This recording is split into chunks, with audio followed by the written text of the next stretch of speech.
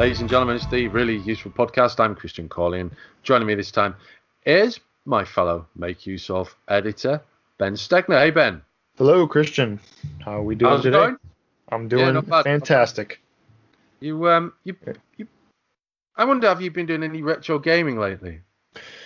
Retro, not super lately. I've been playing newer games lately, but I have in the past couple months, I played through Donkey Kong Country 3 again a few months ago. If that's old enough, that's Super Nintendo. I don't think I've played anything super old besides that though. Recently, I have so many newer games on my backlog. I kind of try to balance it. I only play older games if I don't have a lot of newer games to play. Okay. Yeah. Okay. That's more than most people, I would say. Yeah, one or two once in a while. I think what happens is like I have a couple games that I bought, like I have on like the Wii U Virtual Console, or like I want to play on an emulator and I like want to play them, but then it's like I turn on my PlayStation or my Switch and I see all these games that I haven't played yet, and it's like I'll do the other ones a little bit later, and it's easy to keep pushing them to the back of the list.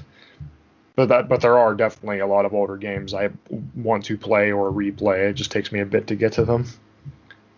I'm the same, and that's really what we're talking about this week on the Release for Podcast, dear listener. We're considering the kind of explosion of retro gaming. I know it goes beyond gaming. I mean, there's a whole look back at the 80s with TV shows like there's the one about the communists, and there's the ones about the East Germans, both of which, the titles of which escape me. There's also Stranger Things, and they all take in different aspects of 80s entertainment. And then we've got this the resurgence of vinyl. Yeah, that's true. As well, which wasn't an exclusive of the 80s thing by any means. I mean, the CD first popped into shops in the 1980s, along with the video disc. And yet, vinyl has made a comeback. And then there's retro video games, which is really what we're going to be talking about for the next 25 minutes or so. I'm just looking at a Star Wars Micro Machines figure, toy, I should say. It's an X-Wing fighter. It's from either The Force Awakens or The Last Jedi. Okay. So obviously it's an old design from the 70s. It's been updated, and it strikes me, when I was a kid, there was often I'm talking about the 1980s and the early 90s. There was often a looking back at music and fashions have gone on 20 years before, and people would laugh about it, and people would make comebacks, and some of the music would do all right, and you'd get groups like Oasis who'd come along and kind of, in some ways, I don't want this to be taken as anything more than a generalization, repackage popular sounds and grooves from the 60s, typically Beatles type music, and reinterpret it as their own. But now, moving on another 20 years, the retro thing is very much around not just not homage, it's the actual material, the actual media. It's enjoying those same things again. Yeah, it's interesting because you said how like a lot of the time when you think the retro or 20 years ago stuff, people do, it's like a joke, like the fashion of that time, or like, the music sounds corny, or like the way that people decorate their house or whatever was cheesy and we laugh at it. But it's interesting how now retro in most cases is like a fond memory thing, not like, oh, that was so dumb that people did that 30 years ago or whatever. Yeah, it is strange. Now, we're obviously different generations. So how old are you now, Ben? 25. 25. I'm a little bit more than 15 years older than you. So we've got very different video gaming pasts. Now, I started out with, to be honest, I started out with a grandstand light gun console with two paddles and a light gun. I think it was a repackaged Coleco console from the 70s. Okay. That was my very first gaming machine, which my uncle gave me without the gun. So because I think he broke it, so I had to just use these dreadful paddles, play, pong, tennis. That was the first thing I had, and then a few years later we got a Commodore 64 and never looked back. What was your first machine? I remember having a Super Nintendo in the house when I was growing up. The first the first machine I remember playing games on regularly was the N64, and I got a Game Boy from my own Game Boy when I was a kid. So that era, so probably the oldest. I guess technically it was a Game Boy Pocket, so it was newer than the Super Nintendo. But that era, yeah, was my childhood. So we're saying 97, 98 sort of time?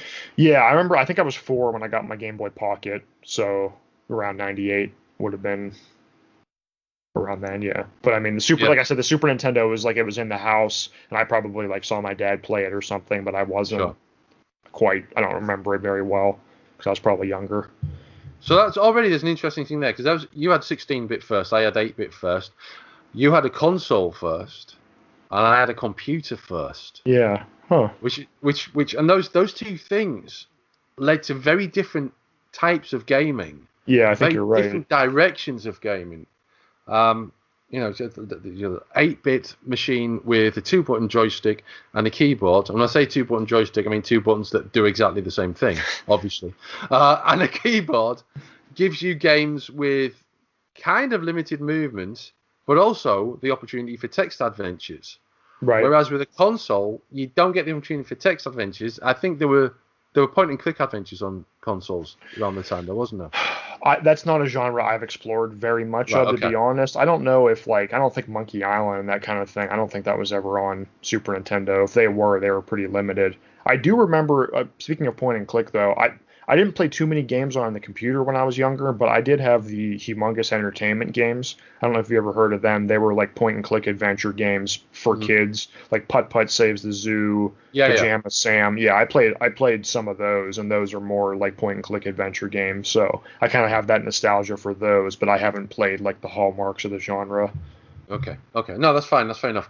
So, I mean, a little bit of background there to give an idea, listener, where we're coming from without retro naughting this week on the Really Useful podcast. Because, as I say, this is a whole kind of a resurgence of appreciation for classic video games. And Ben and I are coming from different areas in this. But the thing that we have in common is the desire and the ability to just go off and play old games in a way that, you couldn't do maybe 5 years ago in terms of Android and iOS, and certainly couldn't do 10 years ago, and it was very difficult to do 20 years ago unless you had the original hardware. Right. I think it's, because, I mean, mainly with emulation, right? It's become so much easier to play things that were, like, even if you don't really have the system, so in the early 90s, if you wanted to play games from a ColecoVision or an Amiga or something, you would have to probably seek out that hardware because you'd have to play on the original hardware. But now, if you want to play a PS1 game or an NES game, you don't have to go buy an NES. You can just download it on the virtual console or play it on an emulator. So it's definitely become more widely available, probably obviously to coincide with computers becoming more powerful, as emulators are easier to run and you can play games from more powerful systems, and your computer can keep up. Yeah, and also you can just go out and buy a retro console.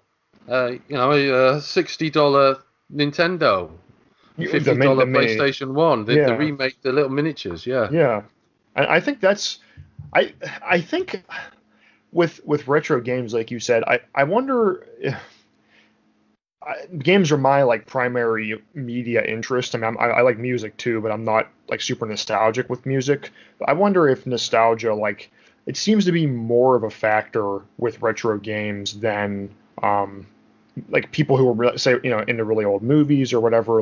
There's more. I remember that game from when I was a kid. I want to re-experience it more than that music or that movie or whatever. I don't know why that is. I don't know if it's because I think maybe because when we were kids, when you played games when you were younger, you didn't have quite the critical eye to know if it was a good game or not. You kind of just played it and just thought everything was good. But I guess you could say the same thing about movies too. Hmm. I'm not sure I'd agree with that. I would like to say I've got a pretty good eye for movies and music and games. Well, good ear for music at least. Uh, so I don't have too many embarrassing records in my collection. But other people might find them embarrassing.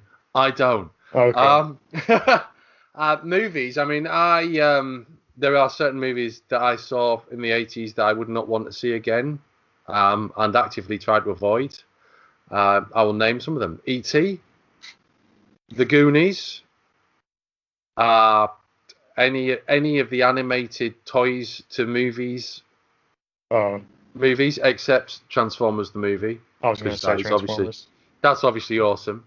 But yeah, and there's probably others in there that I dare not think about. To be honest with you, I mean, music-wise, the whole nostalgia music is only something that's just hitting me recently. Nostalgia with music, because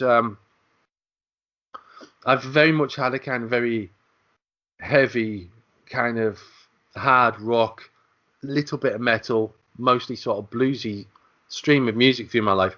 Apart from sort of the mid to late 90s, where we had like a massive explosion in the UK of what was called Britpop, so bands like Blur and Oasis, Pulp. There was many others. It was a very kind of insular is not the right word, but it was like British people suddenly stopped buying American records so much as they had been for the Okay. previous 5 years. It was post Nirvana as well that this happened, or post peak Nirvana. So it was like the downside of grunge, and all these British acts just started popping up with a completely different, fresh, slightly 60s sound, but very much the kind of like late 60s, very optimistic sounds. Uh, which is known as Britpop, and it coincided with the European Soccer Championships in 1996, which was held in the UK. So there's like this huge buzz, this huge great feeling around the place. And then like a year later, we got a new prime minister in Tony Blair. So things started going bad again. But we had this small period of like a couple of years of like we had this like new sort of cultural freshness to the UK, and that's the Okay. only Yeah. thing I ever feels just slightly nostalgic for, Hmm. music wise. Everything else, because I think I've been listening to classic music or music in the style of that, classic rock and music in the style of classic rock, whether it's new or old. I've never really had a nostalgia, just an interest and a passion in a love for those types of music. But apart from just that late 90s, it's the whole nostalgia for music things kind of passed me by. Yeah, I think that's interesting. But you said you disagree, but it seems like what I didn't mean that you can't be. Sorry, what I didn't mean that everyone liked movies and games or movies and music that when they were younger that are bad. I didn't mean No, that. no, no, no. I meant that nostalgia seems to be more of a pool for people when it comes to games than other mediums, I would say. No, And I mean, definitely, yeah. I mean, music definitely has. I don't nostalgia. It might not be nostalgia, but music definitely has. You hear a song you haven't heard for 5 or 10 years, and it takes you back to that summer or that girlfriend or whatever. So that definitely has that power. But it seems like games just have such a nostalgia factor of like I want to play that again, or that makes me feel like I'm 5 or 10 again, which I think is kind of what leads to this resurgence that we've seen. Yeah. Well, yeah. The thing about the games is that I played a lot of crap.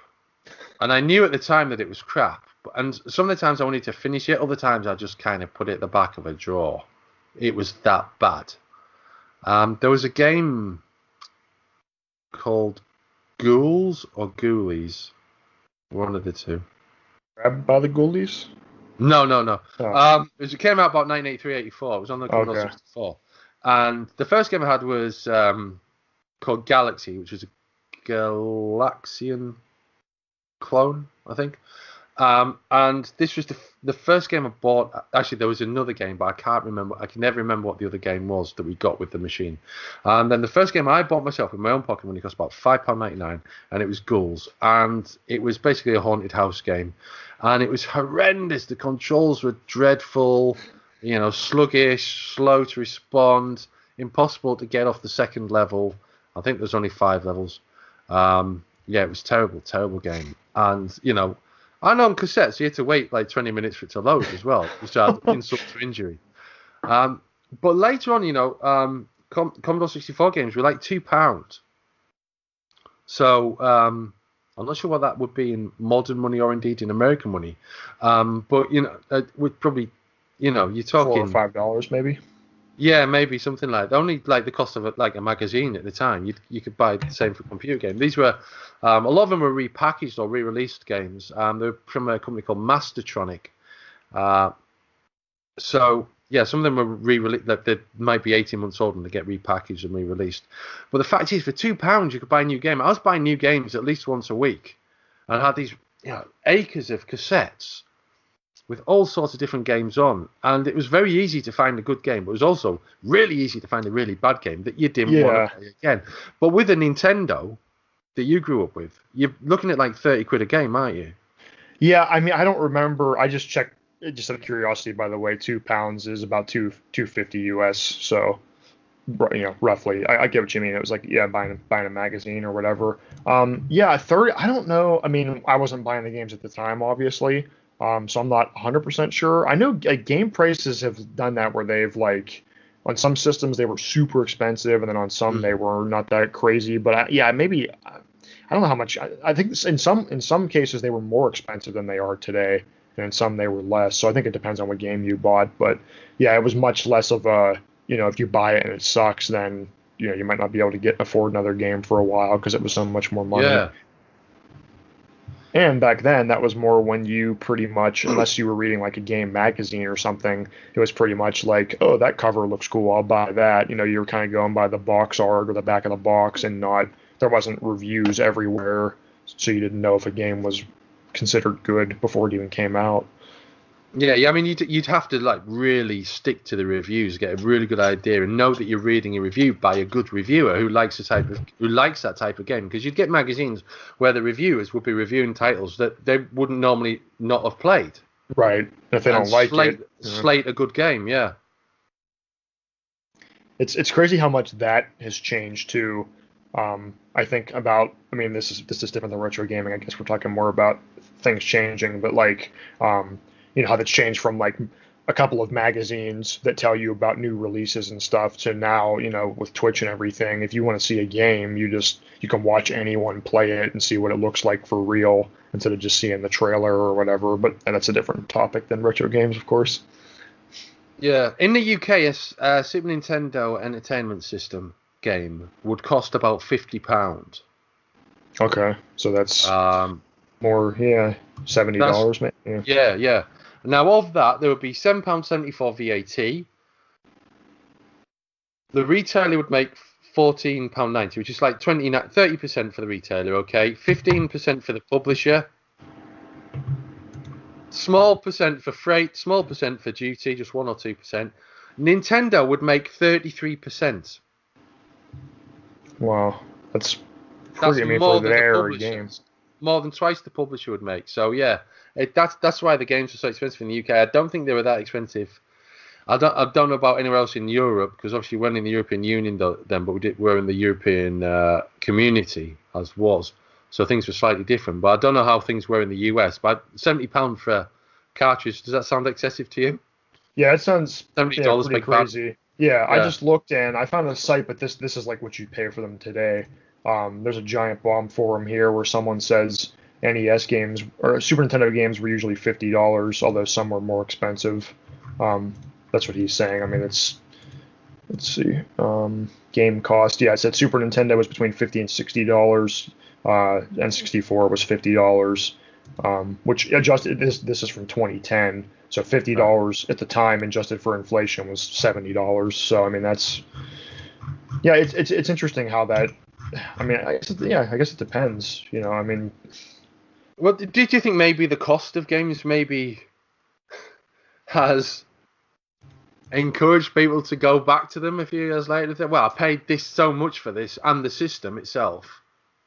You mean like I have the Super Nintendo with all these games I never played? Why not go back to it? Because totally, yeah, that could be, yeah. I mean, if you want to play certain games, I imagine it would probably get pretty expensive to do that because if you never played, Super Metroid or something that's like a well-known game, it's probably going to cost a lot. But I'm sure you could go to like a local used game shop and find maybe a game you've never heard of, but it might be pretty cheap. So it's still fun to do that. You can kind of recreate that experience of just kind of buying something and not knowing a whole lot about it. And if it's older and not as expensive, why not give it a try? Yeah, totally. There's different ways, of course. We'll move on. Of playing retro games. You might set up a Raspberry Pi to do this, which is something I'm going to be speaking about in another podcast soon. That's one way of doing it. You can play retro games on an Android phone. There's a load of classic games that have been re-released on Android and iOS. They've been remastered in some cases. For instance, there's a World War One game called Wings, which is mainly about being in the Royal Auxiliary Flying Corps, or the Royal Flying Corps, forget which, but it's basically biplanes in World War One doing strafing runs and dogfights. It came out on the Amiga about 1991, and it's been remastered for Android. It's a really good game, and it really gets you there as well, because it's kind of quite poignant. So yeah, it's a good game. Some consoles. I mean, I've got some old Sega games on my Amiga, on my Xbox One. Yeah, there's collections. Those Sega Genesis collections. I mean, they've released that in some form on pretty much every system in the last 15 years, I think. Sonic's Genesis collection or something to that effect. And I remember even on the GameCube, that's where I was first introduced to Sonic. It was Sonic Mega Collection, and it was the first 4 games and then a bunch of other ones like Sonic Spinball. So that's a good collection. It's a lot of games for not a lot of money. There's a device I've been using. I reviewed it a while ago for MakeUseOf.com called the Game Shell. This little thing here, which looks a little bit like a Game Boy, but it's modular and you put it together yourself. I think you might have. This looks kind of familiar. I think you might have showed it to me a while back. Yeah. And this is capable of running various things by default. I think if I press that, and then that, I can play Super Turrican on the NES. Oh, okay. Which is great. In many ways, it's great. Except for the fact that I absolutely cannot play it on this. I was going to say those buttons look a little mushy. They are a little bit, and also I'm not as familiar with Super. They're not great buttons, to be honest with you. I mean, I'm almost dead. They're okay. They're great. I wasn't that familiar with the Super Turrican version of Turrican before playing it. I basically got it because I love Turrican on the Commodore 64 and Amiga, and there we go. I'm dead. So I can't get off the first level, whereas I could probably play Turrican on the Amiga without losing a single life. Muscle memory? Yeah, pretty much so, yeah. So, yeah, that's a weird thing. It's a nice little device, though. I like it. And it plays MP3s as well. Yeah, just like an old style little handheld game console. Yeah, it's almost like what the PSP or something was trying to be. Yeah. Like everything in one. Everything in one, yeah, totally. I'm not sure if it does video though. But yeah, so we're getting away from the point there. But there's hardware that's great for retro gaming. There's hardware that's maybe not so great for retro gaming. I've been playing a game on my Android tablet. This is another side of retro. People are recreating old games. Okay. Yeah, like remastering or not so much remastering, like cloning. Oh yeah, I've seen that too. So in the Linux area, you've had people cloning games for years. There's a version of SimCity called Micropolis, for instance. There's OpenTTD, which is the open source version of Transport Tycoon. There's a lot of games that have been made open source that run on Linux. They've been ported across. Some of them will even run on a Raspberry Pi without any emulation at all. They will just run natively on the Pi. I've been using a game on here which is based on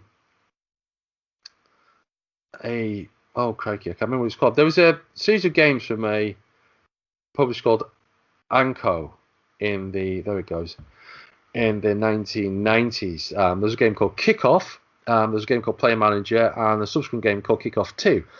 They're obviously maybe in British. They were games about our ridiculous weekend pastime of football, soccer. Okay.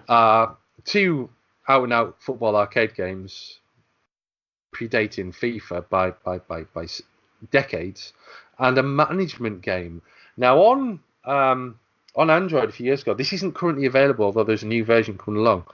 There's a game called the Soccer Player Manager 2016, which basically combines the two games of Kickoff and Player Manager. And I have to say, the visuals are absolutely bang on. They look like they were created like you're playing an Amiga when you're playing the game. In fact, I'm enjoying it so much. I've even gone so far as to order a USB game controller, a Competition Pro, which is the type of joystick I was mentioning earlier on the top. Oh yeah. 4 days. It's a very sturdy controller. Yeah, joystick. Very little action on the micro switches, and then these two buttons, absolutely perfect for playing that type of football game. So I'm just going to plug it in using the USB OTG on my Android tablet and just relive the past. But so there's the cloning side of the retro thing as well, and then there's the whole fashion of retro gaming as well. I've got a Space Invaders t-shirt and a Commodore 64 t-shirt, which just has the Commodore 64 logo across it. Yeah, and I think it's by far and away my favorite t-shirt. I've seen, like, even in just like mainstream department stores, I've seen shirts and things like that have not necessarily super retro, but like stuff that I know is older, and it's like it's weird to see that on like a mainstream shirt. Yeah. It's like the consoles as well, isn't it? They've gone mainstream. The fashion's gone mainstream. Yeah, everything just kind of. I mean, I guess they say history repeats itself or whatever. It just kind of goes in a cycle or whatever. Yeah. I guess that's kind of things come back, but. Something else I think interesting about retro-inspired stuff, like you were saying, is how I think it was kind of a joke or whatever you want to say in the indie game scene for a while that a lot of indie games were like retro-inspired. A lot of them use like 8-bit graphics and go for that old-style look, which I think a lot of people get turned off by that after some time. I really like that look, so I'm kind of a sucker if I see pixel graphics because I love them, especially if they're like a little bit. Modified, so it's like its own thing. I love that like high bit look, if you want to call it that. But I think it's another thing that's interesting is like how they can be inspired by older games, like the look, but they don't have like the performance problems that those games had. So like if you play a game like Shovel Knight, right, like it looks like it could have run on an NES, but all the like parallax scrolling effects and stuff in the background that could have never happened on a real NES. Whereas if you play a game, if you went back and played an NES game, you would remember all the stuttering and visual glitches and stuff like that. So it's interesting to what could have been on the NES if it was just a little more powerful or whatever. I think that's a really neat aspect of the retro revival. Yeah, I wouldn't disagree with that. I mean, it is also good, actually. I can't think of a bad side about it, apart from the fact that some hardware doesn't work so well now. Because obviously, I mean, the hardware that does work, you do have the problem of hooking it up to a TV. I was going to say that, yeah. Because even if you have it, even if it connects, some systems just look like crap on a new TV because it's like meant for a CRT. Yeah. So you kind of lose that authentic experience of how it was supposed to look. Although you can get converters that make it look. Yeah. In some cases, they give it that sort of authentic, sort of analog look. Yeah. And then you've also got hardware that doesn't work anymore, which is a real pain. I think the Amiga computers, for example, I think, which one was it? Was it the Amiga 1200? I've got an Amiga 1200 upstairs, which I don't use at the moment. I had it out for a video review some time ago, but I didn't actually plug it in and power it on.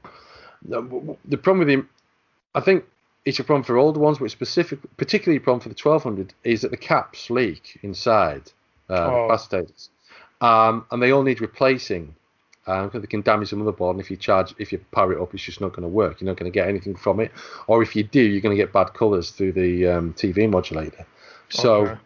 Yeah, so that you basically need to get it serviced before you can play it, or unless you know what you're doing, replace them all yourself. And there's about 12, maybe more of them that need replacing.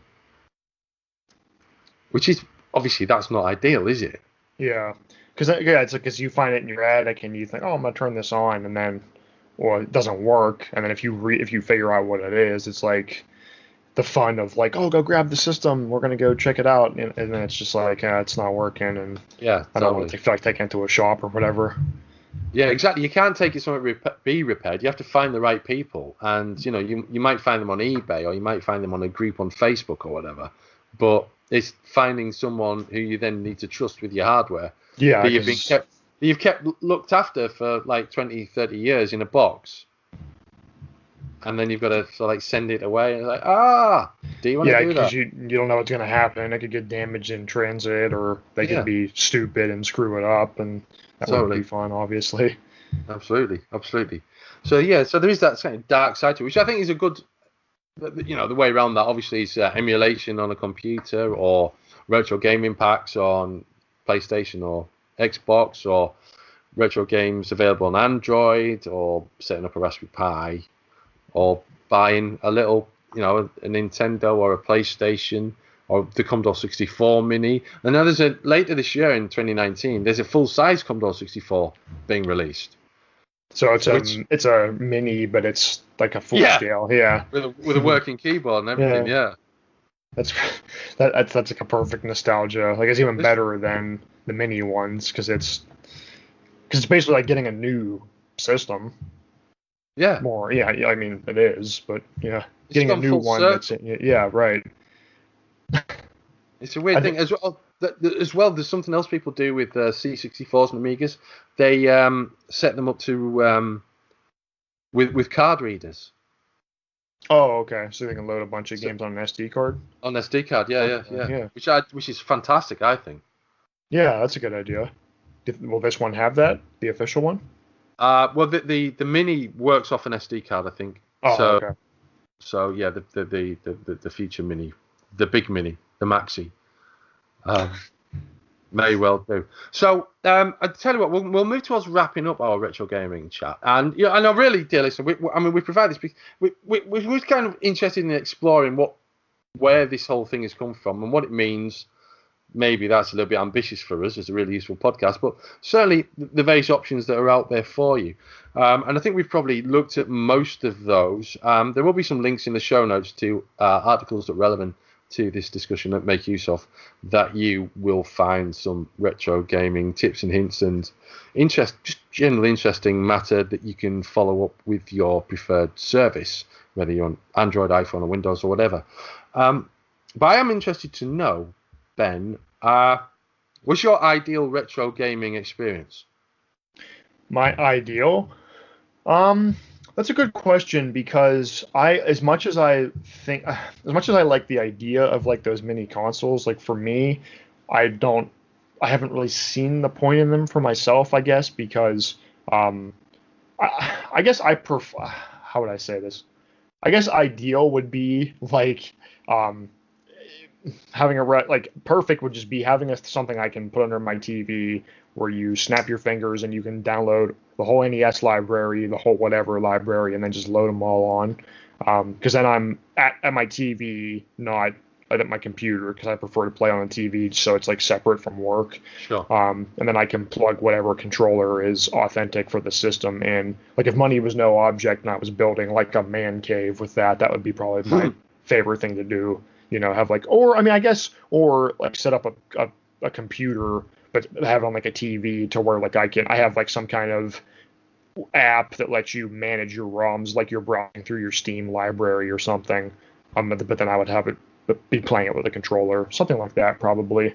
Um, yeah, in practice, generally, if I want to play a game that's older and it's available on like the Wii U Virtual Console, I'll buy it there. Or on, if it's a PS2 game or PS1 game, I'll buy it on the PlayStation Store on the PS4 or whatever. But that's what I do practically. But yeah, ideally, it would be really cool to have like a dedicated Raspberry Pi or multiple for all the different consoles.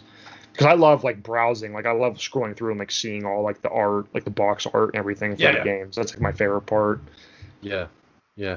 I mean, there's a great thing about the whole tangibility of classic media as well, isn't there? Where you pick up the box, you look at the art, you flip it over, you read the back, the blurb on the back, see the screenshots, and some of those artworks, are in the 80s when they were producing artwork, they had no idea what the game was going to look like. So, beautiful piece of art on the cover. Some of those they're absolutely iconic. Yeah, it's cool. It's funny because pre NES and up to that, really, like when the graphics weren't really there yet, it was almost like the box art helped you imagine what the game was supposed to Totally. look like. Yeah, it Yeah, kind of yeah, put you in the yeah, mindset to play it, which was super cool. And a lot of that art, like you said, it's cool on its own right. It just looks super slick. yeah, yeah, yeah, yeah. It's not a million miles away from in many cases from sort of 70s rock, 80s heavy metal sort of art. Album art, yeah, I'm the same. I love album art. Like I just love seeing like what it would have looked like when you were flipping through in the store or Yeah, yeah. whatever. I feel like that's kind of not gone away, but in the age of the single on Spotify, I mean, no one really cares what the art looks like. But I love like the big, it was very like detailed. Like there was a lot going on Oh, in a lot totally. of Yeah, the yeah, art and a lot of the albums. So I love that. yeah, yeah. To me, it helps an album be that much more iconic. I mean, a song, whatever, but when a whole album was kind of like that's the album, think about like Thriller or whatever. That's a simple album cover, but everybody can picture that in their head, because it was just so iconic at the time. Yeah, I've got a copy of Beatles' White Album. I don't know if you've seen it. It's a double album, so there's two vinyl discs, Yeah. and you get a poster with the lyrics on one side. No, I can't remember the lyrics on one side, and the photo montage is on the other side, or whether they're both on the same side. But you also get four photos, one of each of the Beatles, Oh, like okay. profile of each of the Beatles, and then the actual album itself is just white. That's what because it's only called the Beatles, really, but it's known as the People White call Album it. Yeah. because it's white, Um, and you're listening to the album and you're looking at the lyrics and you're looking at this carefully constructed photo montage of just bits and bobs and notes and photos of the Beatles doing stuff and people that they work with and their engineers, sound engineers and stuff. And you just don't get that now. When you Yeah, buy and an all that. album, you don't get that attention to detail, that feeling that you're actually, what you've got is an entire artistic product. You've just got some MP3s that you click play on. Yeah. Yeah, I think you're right, and I try to. I use Spotify, so it's not. I'm not trying to be this. I'm not like a vinyl purist or anything, but even on Spotify, I have my sidebar pretty large so I can see the album art because I do love looking at it, and I like even like reading on Wikipedia about stuff like that, where it's like the album was well known because it came with this and this, or whatever. Like what games do that too. I think sometimes, or they used to. It came with a little art book or something just to make it more of an experience to own the product instead of just like here's a dump of the game on a disc like with nothing else. Yeah, yeah. Well, that's going to wrap us up, I think, dear listener. We've reached the end of our retro gaming talk. I will just add that my ultimate retro gaming experience would probably be a choice between Civilization 2 on an Amiga with the biggest hard drive you can imagine, or something similar on a similar old device with a huge hard drive and ultra fast loading times. Just that general kind of thing, just to relive the best aspects of it rather than the worst aspects, like the waiting for the Yeah. cassettes to load. Yeah. So yeah, that's the end of the really useful podcast for this week. Retro gaming is big. It's not coming back because it's already here. So let us know what you think. Check the show notes, and hopefully this week's really useful podcast, the tech podcast for technophobes, hasn't been too techy. We haven't gone into any details with anything really, have we? So I don't think so. yeah, we've attempted to keep it light. So let us know if we went the wrong way with that, and also tell us your own retro gaming thoughts and how you feel about how the new retro gaming world is upon us, is affecting you, if it's striking you. Have you been a retro fan and find this doesn't really work for you, or are you absolutely wetting yourself with excitement? Let us know. Until you hear from us again, it's goodbye. All right. Take care, everyone.